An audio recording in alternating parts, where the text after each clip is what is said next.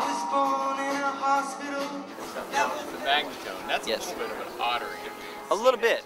Yeah, they're a little scarce. They're Which one is it again? it's called the M10. It's shaped like a suitcase. It's a large amp with only one 10-inch speaker in it.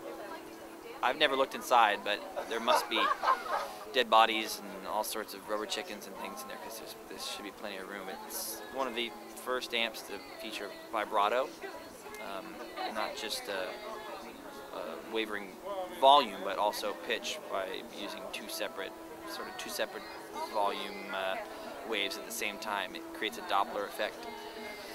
It has reverb. It's the only amp on stage that has reverb. It's coveted by me and anybody else who wishes their amp had reverb.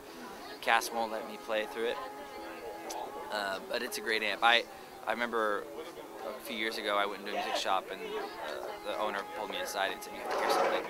He took me to a back room, and in the back was an M10, and he just gave me a guitar and let me sit in the room for a little while and play it. And after about a half hour, I came back out totally moved by this amp, and it had belonged to Elliott Smith, and he said, one day Elliott called me and said, "I have found the sound of God in an amplifier."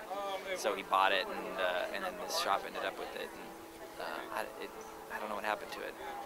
It disappeared. It belongs to some lawyer now or something. Probably. An M10 could set you back between $800 and $1,500, but it's paying a lot for a little. You know, but it's a beautiful sounding amp. You know, and these lower powered amps break up in a much more pleasing way than twins or even deluxes.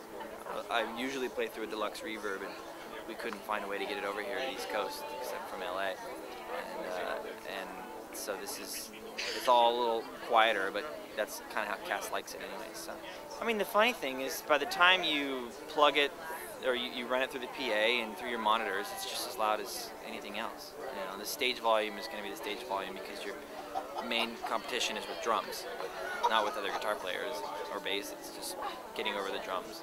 So, yeah, but these little ones, at least you can kind of ride them on 5 or 6, you know, the whole night and not be putting anybody else out.